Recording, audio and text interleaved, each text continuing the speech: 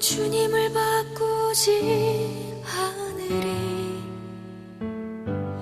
오늘 6월 첫 주일 또 현충일인 주의 날에 저 앞에 함께 예배하는 여러분에게 주의 은혜와 평강이 함께 하시기를 바랍니다.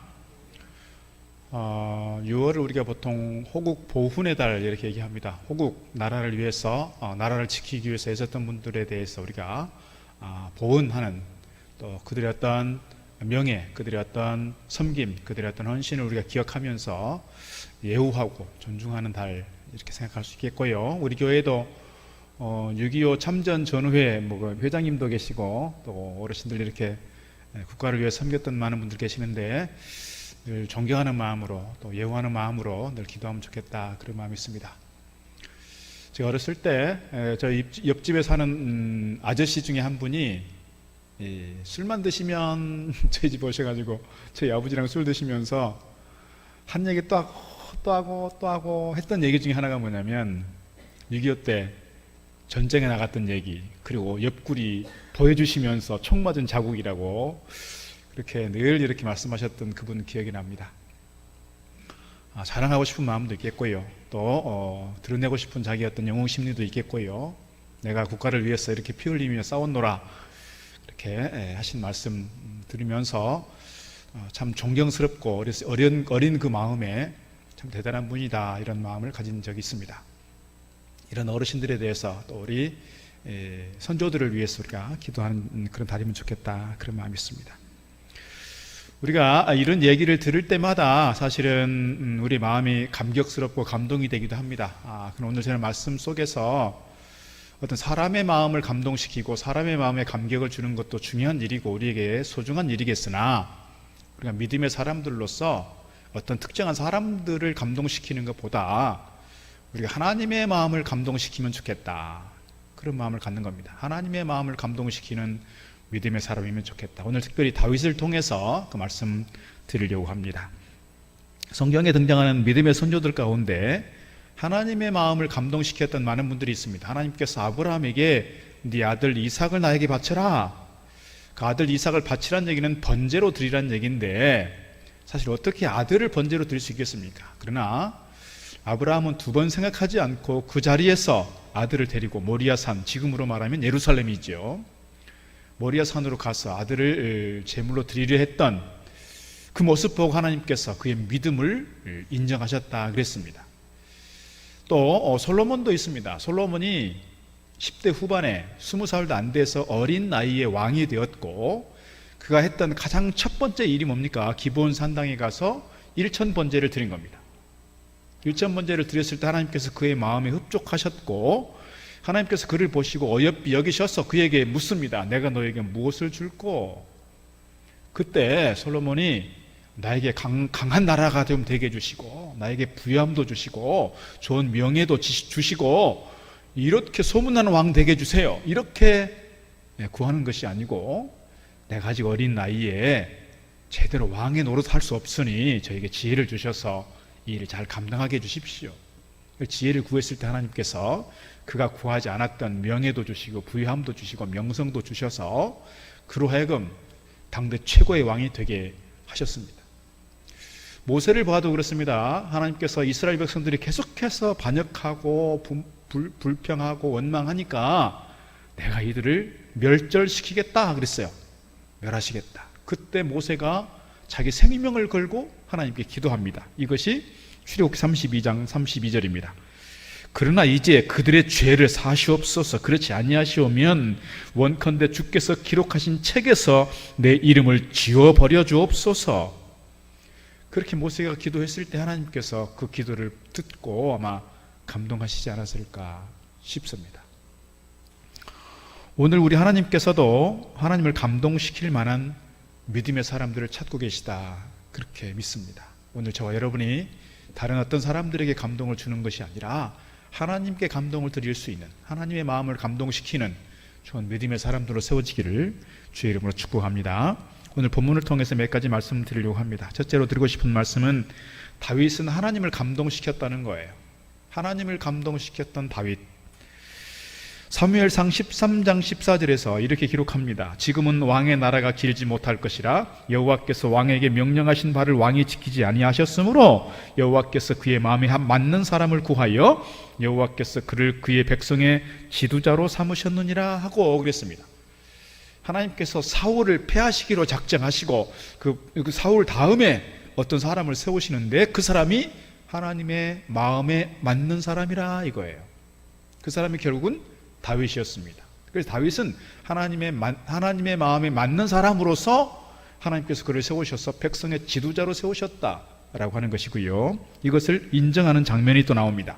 사도행전 13장 22절 보면 패하시고 그랬어요. 패하시고는 사울 왕을 패하시고 다윗을 왕으로 세우시고 증언하여 이르시되 내가 이새의 아들 다윗을 만나니 내 마음에 맞는 사람이라 내 뜻을 다 이루리라 했습니다. 다윗을 보고 하나님께서 그의 마음에 하나님 마음에 맞는 사람이라 그랬어요. 다윗이 허물이 없어서 그런 게 아니잖아요. 다윗이 실수가 없어서 그런 게 아니잖아요. 다윗이 실수가 있고 허물이 있었지만 그러나 그 다윗의 마음을 아시기에 하나님께서 그를 보시고 내 마음에 맞는 자라 그리고 다윗을 통해서 내 뜻을 이루어가리라 그랬단 말이죠.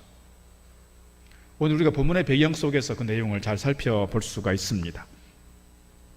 다윗 이전에 70년 전에 법궤를 블레셋 족속들에게 뺏겼어요. 이 법궤를 가지고 나가면 하나님께서 우리에게 승리를 주실 것이라고 하는 그런 어리석은 믿음을 가지고 법궤를 가지고 나가서 전쟁을 치르다가 그만 법궤를 빼앗기고 만 거예요. 70년이 됐습니다. 70년이 되도록 누구 하나 그 법궤를 모셔오겠다는 생각을 못하고 있는 그때 다윗이 법궤를 모셔와야 되겠다 그 마음을 가지고 예루살렘으로 모시고 와요. 물론 중간에 베레스와 우사가 죽는 사건도 있었지만 결국은 예루살렘으로 모셔오는 장면이 성경에 기록되어 있습니다. 그렇게 하고 다윗의 삶이 많이 안정이 됐어요.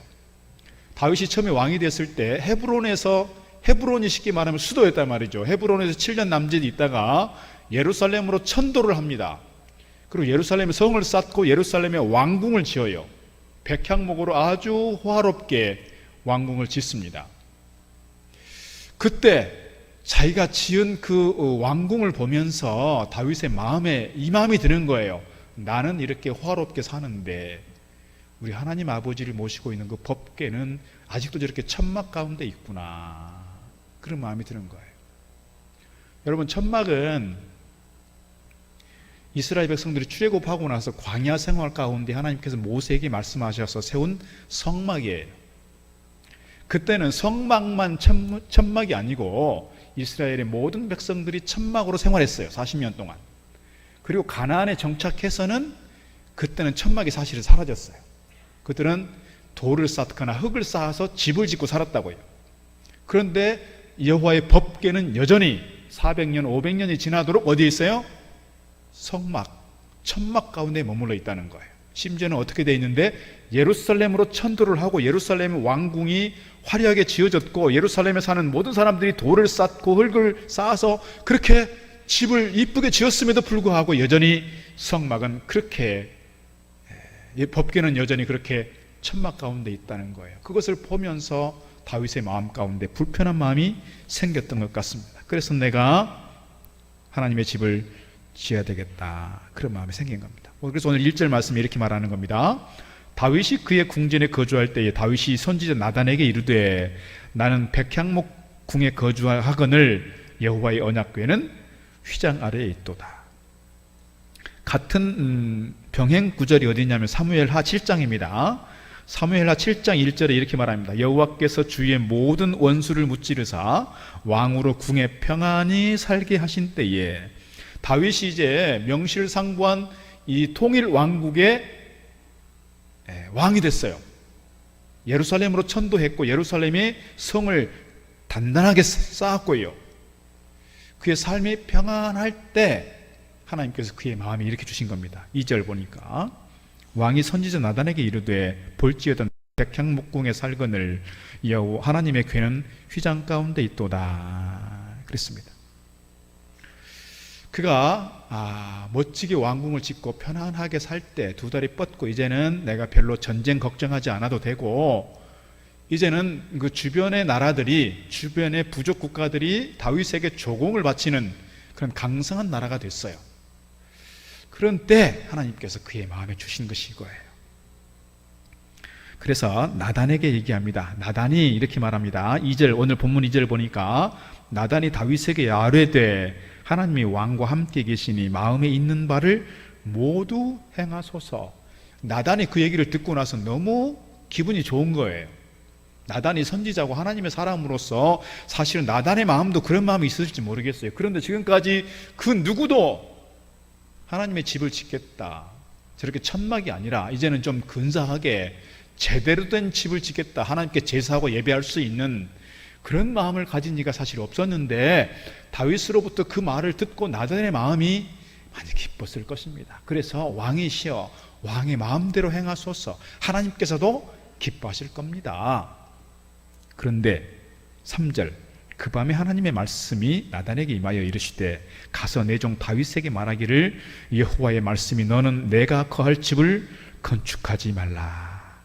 다윗을 통해서, 나단을 통해서 계시하시는데 다윗에게 다윗이 가지고 있는 그 마음대로 행하는 것이 아니라 너의 마음 내가 받겠다, 그러나 너는 안 돼, 이거예요. 너는 안 돼. 이유가 있습니다. 5절 6절, 내가 이스라엘을 애굽에서 올라오게 한 날부터 오늘까지 집에 있지 아니하고, 이 집은 뭐예요? 돌을 쌓거나 나무를 세워서가 아니라 그거예요. 오직 이 장막과 저 장막에 있으며 이 성막과 저 성막에 있었나니, 6절, 이스라엘 무리와 더불어 가는 모든 곳에서 내가 내 백성을 먹이라고 명령한 이스라엘 어느 사사에게 내가 말하기를 너희가 어찌하여 내 백향목집을 건축하지 아니하였느냐고 말하였느냐. 다시 말씀드리면 지금까지 출애굽하고 나서 지금까지 400년 500년 긴 세월 동안 내가 이 장막에서 저 장막으로, 이 성막에서 저 성막으로 옮겼지만 내가 잘 지냈다, 이거예요. 내가 어느 사사에게, 그 누구에게라도 왜 내 집을 지어주지 않느냐, 그렇게 말한 적이 없다는 거예요. 내가 잘 지내고 있다. 더 나아가서 구체적으로 다윗에게 이 성전을 허락하지 않는 중요한 이유가 역대상 22장 8절에서 이렇게 설명하고 있습니다. 여호와의 말씀이 내게 임하여 이르시되 너는 피를 심히 많이 흘렸고 크게 전쟁하였느니라. 네가 내 앞에서 땅에 피를 많이 흘렸은즉 내 이름을 위하여 성전을 건축하지 못하리라. 다시 말씀드리면 다윗이 전쟁을 많이 치러서 피를 많이 흘렸으므로 넌 안 되겠다, 이거예요. 넌 안 되겠다. 그래서 결국은 솔로몬 때 이제 성전을 짓는 거지요. 그런데 중요한 건 뭐냐면 다윗이 이 거룩한 마음을 가지고 하나님 앞에 내가 이 집을 지어야 되겠다 라고 하는 그 마음이 있지만 하나님께서 거절하셨어요. 거절하셨으면 그래? 뭐 할 수 없지 뭐, 이렇게 끝나는 것이 아니고 다윗이 모든 백성들에게 선포합니다. 우리 하나님의 집을 짓도록 잘 준비합시다. 자기 재산을 다 털어요. 백성들에게 금은 폐물을 다 받아요. 넘치도록 이제 그만 가져오세요 할 정도로 성전 건축, 성전을 지을 다 준비를 해놓는 거예요. 사실은 하나님께서 다윗에게 너는 안 돼 라고 말씀을 하셨지만 무엇을 보셨어요? 다윗의 그 마음을 보셨어요. 다윗의 그 동기를 보셨어요. 하나님께서는 외모를 보지 아니하시고 그 중심을 보신다 하셨는데 다윗의 그 중심을 보시고 하나님께서 그 마음에 감동하신 것 아닐까요? 그 마음에 감동하신 거예요. 오늘 우리가 하나님 마음에 감동이 될 만한, 하나님의 마음을 흡족하게 할 만한, 하나님의 마음에 맞는 사람이라고 인정받을 만한 믿음의 사람들 다 되기를 주의 이름으로 축복합니다. 두 번째로 드리고 싶은 말씀은 하나님께 감동을 드릴 수 있었던 이 다윗의 믿음의 출발점, 그 믿음의 배경이 어디에 있느냐, 두 가지로 말씀을 드리고 싶습니다. 하나는 무엇보다도 늘 하나님께 대하여 관심을 가지고 있었고 하나님에 대하여 생각하고 있었다는 거예요. 어렸을 때부터 늘 그는 하나님과 함께 했습니다. 사실 골리앗과 싸울 때 누구 이름으로 나갔습니까? 여호와 이름으로 나갔습니다. 그가 지었던 많은 시편들 가운데 주로 언제 지었던 시들이냐면 사울에 의해서 계속해서 도망 다녔을 때 지은 시들이 많아요. 늘 하나님과 함께 했고 늘 하나님을 생각했어요. 그런데 보통 보면 우리가 힘들고 어려울 때는 막 하나님을 생각하지만 내가 삶이 안정이 되고 등 따시고 배부르면 하나님을 잊어버릴 때 많아요. 하나님의 은혜에 대해서 기억하기 싫을 때가 기억을 잊어버릴 때가 많아요. 그런데 오늘 다윗은 계속해서 하나님에 대해서 깊이 생각하고 기도하고 찬송하고 있다는 거예요. 이것이 오늘 다윗이 하나님의 마음을 감동시켰던 중요한 동기가 된다는 거예요. 여러분 한번 생각을 해보세요. 일동에 있는 저 산골의 한 아들이 잘 성장해서 서울 나가서 크게 성공했어요. 강남의 큰 아파트, 막 수십억짜리 아파트에 살면서 화로운 삶을 살고 있어요. 그 아들 마음속에, 아니 우리 아버지 어머니는 아직도 저 시골에서 다 쓰러져가는 초라한 집에 살고 있는데 내가 우리 어머니 아버지 집 지어드려야 되겠다, 그런 마음 생각되지 않을까요? 그렇게 크게 부자가 됐음에도 불구하고 그 아버지에 대해서 전혀 생각하지 않고 있다면, 우리 부모님 저기서 뭐 오래 사셨는데 뭐 얼마나 더 사신다고, 이제 조금 사시다 가실 텐데 뭐 집 새로 지어드릴 필요가 뭐 있어, 그런 마음 가질 수도 있잖아요. 그러면 주변의 사람들이 아마 불편한 마음 가질 것 같아요. 아버지에게, 어머니에게 얘기할 수 있습니다. 아버지, 이제 이 집에서 그만 사시고 제가 집 새로 하나 지어드릴 테니 그것으로 옮깁시다. 좀 이렇게 노후에 좀 편하게 사셔야죠. 이렇게 얘기하면 부모님 입장에서 얼마나 감사하겠어요? 그런데 선뜻 그 살던 고향을 떠나는 것이 쉽지 않잖아요. 아들아, 내가 이제 삶을 얼마나 더 산다고, 여기 살다 가면 되지. 그래, 고맙다. 말은 그렇게 하지만 친구들을 찾아서 뭐라고 하겠어요? 내 아들이 말이야, 내 집 지어준다 그랬어. 근데 내가 마다했어. 내가 뭐 삶을 얼마나 더 산다고. 그럼에도 내가 아들에게 그 말을 들으니 참 기분이 좋더라고. 그렇게 하면서 친구들에게 밥 사고 고기 사고 뭐 그러지 않을까요? 이게 아버지의 마음일 거예요. 오늘 하나님 마음이 그 마음일지 모르겠습니다. 다윗이 살 만큼 살아요. 이제 안정됐어요. 전쟁에 대한 공포는 이제 별로 없어요. 그렇게 생각하니 하나님의 집이 초라하다, 그런 마음이 들어서 하나님께 집 지어드려야 되겠다. 하나님께서 내가 언제 너에게 집 지어달라고 했느냐? 너는 안 돼. 그러나 내가 너의 마음은 기억하겠다. 내가 너의 마음은 내가 알아주겠다. 이것이 오늘 우리 하나님 마음이 아닌가, 그런 생각을 갖습니다. 또 하나는 뭐냐면 다윗이 늘 하나님의 은혜에 대해서 잊지 않고 기억하고 있다는 거예요. 이것이 어찌 보면 다윗이 하나님께 대하여 하나님의 마음을 감동시킬 수 있는 중요한 동기인 것 같습니다. 우리는 대개 어떤 사람으로부터 은혜를 입고 누군가로부터 큰 은혜를 얻었지만 이게 오래 가는 거 쉽지 않아요. 한동안은 기억할 수 있어요. 내가 그 사람 때문에 이렇게 오늘의 내가 있을 수 있지. 내가 그 사람 때문에 내가 성공할 수 있었어. 내가 그 사람 때문에 죽지 않고 살았지. 그런 생각 가질 수 있지만 평생 그 마음을 갖고 간다는 것은 쉽지 않은 것 같습니다. 그런데 오늘 다윗은 어렸을 때 가장 존재감 없던 그 목동 다윗이 사무엘을 통해서 기름 부음을 받고 골리앗과 싸워서 이겼고 군대 장관이 되었고 사울에 의해서 쫓겨다녔지만 결국 하나님께서 다윗을 쓰셔서 왕이 되게 하셨고 명실상부한 통일 왕국의 왕조를 이루게 되었고 이렇게 안정된 삶을 살게 되었으니 이 모든 것이 하나님의 은혜로구나. 자기 자신에 대해서 자기 공로라고 과시하지 않았어요. 교만해지지 않았어요. 늘 겸손하게 하나님 은혜를 기억했다는 거예요. 그래서 시편 116편에서 이렇게 말합니다. 내게 주신 모든 은혜를 내가 여호와께 무엇으로 보답할까? 113편에서 다윗이 이렇게 고백합니다. 내 영혼아 여호와를 송축하며 그의 모든 은택을 잊지 말지어다. 그가 너의 모든 죄악을 사하시며 너의 모든 병을 고치시며 너의 생명을 파멸해서 속량하시고 인자와 긍휼로 관을 씌우시며 좋은 것으로 내 소원을 만족하게 하사 너의 청춘을 독수리같이 새롭게 하시는도다. 우리를 구속하시고 우리에게 힘 주시고 우리에게 능력 주시는 그 하나님에 대해서, 그 하나님의 은택, 하나님의 은총에 대해서 우리가 결코 잊지 말자. 그 은혜에 대해서 무언가는 내가 섬기고 보답해야 되지 않겠나. 이것이 다윗의 고백이라는 거예요. 오늘 우리가 하나님을 아버지라 부를 수 있게 되었습니다. 우리 역사를 통해 보면 일제강점기 시대에 우리 힘으로 감당할 수 없었던 그 상황 속에서 하나님의 은혜 속에서 우리가 해방을 얻게 되었습니다. 6.25 한국전쟁이 터졌습니다. 몸바쳐 헌신하고 피 흘려 싸웠던 우리 선조들이 있습니다. 우리 선배님들도 좀 앉아 계십니다. 그런데 이게 중과부적이잖아요. 감당할 수 없는 상황이 됐어요.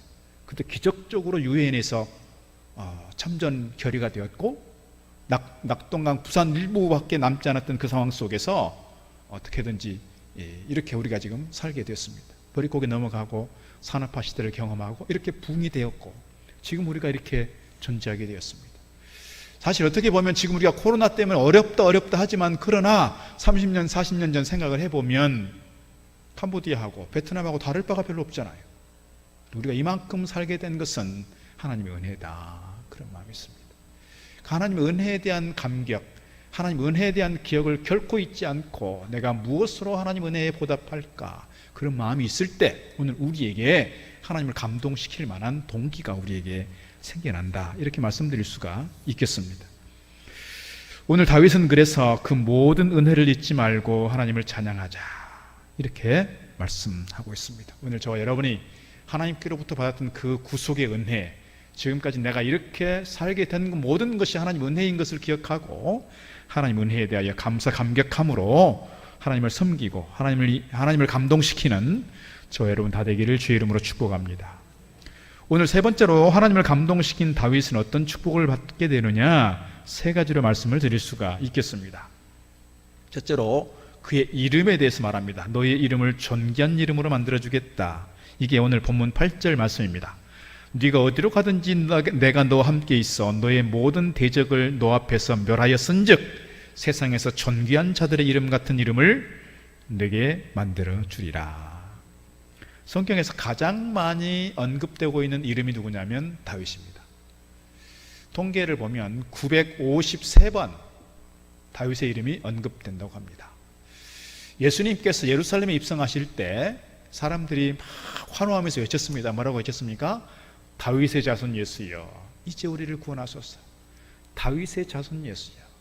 예수님을 다윗과 함께 언급하고 있습니다. 바디메오가 외쳤던 말이 있습니다. 예수님께서 여리고성에 지나가실 때 나를 살려달라고, 나를 고쳐달라고 그렇게 아우성치면서 불렀던 이름이 다윗의 자손 예수여, 나를 불쌍히 여기소서 그랬어요. 지금도 이스라엘의 국기에는 별이 하나 있습니다. 그 별이 누구의 별이냐면 다윗의 별이에요. 성경에 모세 이름이 많이 등장하고 아브라함의 이름이 많이 등장하지만 그분들 이름은 사실 얼마 되지 않아요. 아브라함이 235번, 모세가 790번, 그러니까 거기에 비하면 1000번 가까운 이 다윗의 이름이 기억된다는 것은 그의 이름이 지금도 여전히 그 이름이 존귀하게 여겨지고 있다. 두 번째로 너의 왕국을 안전하고 든든하게 지켜주겠다, 이거예요. 너의 왕국을 안전하고 든든하게 지켜주겠다. 오늘 9절 말씀에 내가 또 내 백성 이스라엘을 위하여 한 곳을 정하여 그들을 심고 그들이 그곳에 거주하면서 다시는 옮겨가지 아니하게 하며 악한 사람들에게 전과 같이 그들을 해치지 못하게 하겠다. 다윗의 나라, 다윗의 왕국을 이제는 더욱더 안전하고 견고하게 지켜주겠다. 다른 외침으로부터 그들을 보호하겠다. 그 누구로부터? 이 이스라엘이라고 하는 이 다윗의 왕국에 대해서 넘보지 못하게 하겠다. 이것이 오늘 하나님의 다윗을 향한 축복의 약속입니다. 오늘 저와 여러분의 삶 가운데, 또 우리 가정에, 우리에게 주신 기업 속에서, 우리가 계획하고 해나가는 모든 일들 속에서 하나님께서 늘 동행해 주시고 지켜주시고 보호해 주신 은혜가 저와 여러분 가운데 함께 하시기를 바랍니다. 세 번째로 오늘 그에게 약속한 것은 너의 아들로 성전을 건축하게 하고 그 왕위를 견고케 하겠다. 11절 너의 생명의 연한이 차서 네가 조상들에게로 돌아가면 내가 너의 뒤에 너의 씨 곧 너의 아들 중 하나를 세우고 그 나라를 견고하게 하리니 그는 나를 위하여 집을 건축할 것이요 나는 그의 왕위를 영원히 견고하게 하리라. 이것은 그의 아들을 통해서 성전을 짓게 하고, 사실 오늘 다윗 당대에만 주는 축복이 아니라 다윗의 자손들을 통해서, 그의 후손들을 통해서도 하나님께서 여전히 복을 주시겠다 약속하고 있는 거예요. 오늘 우리가 하나님의 마음을 감동시킬 때 내 당대에 누리는 복도 있을 것입니다. 그러나 내 당대만이 아니라 내 후손들을 통해서 오고 오는 모든 세대에 천대에 이르도록 하나님 복 주시겠다, 약속하고 있습니다. 이 복이 오늘 저와 여러분 가운데 크게 누려지기를 주의 이름으로 축복합니다. 여러분, 하나님께서 감동하실 만한 믿음을 생각하면 내가 뭐 기본만 하면 되지, 이런 마음 가지고 대충 하나님께 예배하고 대충 하나님을 섬기겠다, 이런 마음 가지고는 하나님의 마음을 감동시키기는 어려운 것 같습니다. 저도 노회에서 뭐 이런저런 일들을 맡아야 되고, 노회만이 아니라 뭐 우리 포천시 기독교연합회도 그렇고 바깥의 일들을 간혹 맡을 때가 있습니다. 저는 기본적으로 그런 마음이 있습니다. 교회에 이렇게 맡아서 목회하고 섬기는 것도 사실 버거운데 밖에서 무슨 일을 맡아서 막 하고 하는 게 사실은 좀 부담입니다. 그래서 제가 갖는 마음은 그거예요. 어차피 내가 한 번은 거쳐가야 될 일이라면, 내가 한 번 맡아서 섬겨야 될 일이라면 기본은 하겠다. 기본만 하겠다. 늘 그런 마음이 있어요. 기본만 하겠다. 근데 그런 마음을 가지고 이제 오늘 말씀을 보다 보니, 우리가 하나님을 섬길 때 기본만 하겠다, 그런 마음 가지고 섬길 때 하나님을 감동시키기는 어렵겠다, 그런 생각이 드는 거예요. 가끔씩 보면 남편들이 아내에게 당신 교회 가서 이렇게 하는 건 좋은데 너무 빠지지 마라, 기본만 하고 와라, 그런 분들이 간혹 계십니다. 우리가 기본을 잘하는 것도 중요한 일입니다. 필요한 일입니다. 그것조차도 우리에게 얼마나 소중한 건지 몰라요. 우리 조금 더 생각을 해보면, 내가 기본만 하지 뭐 이것 가지고 과연 옆에 있는 사람들에게 감동을 줄 수 있고 과연 하나님을 감동시킬 수 있을까, 그 생각을 갖는 거예요. 내가 예배하는 그 모습 속에서 하나님께서 나에게 어떤 직분과 사역을 주셨을 때 이런 사명들을 감당해가는 과정에서 내가 기본만 하지 뭐 이 정도면 되지 않았겠어? 이런 마음 가지고 섬긴다면 과연 그를 보고 있는 주변의 사람들에게 감동이 되고 하나님께 감동이 되겠는가 하는 거예요. 구약 엘리사 시대에 수넴 여인이 있습니다. 엘리사를 지극정성으로 잘 섬겼습니다.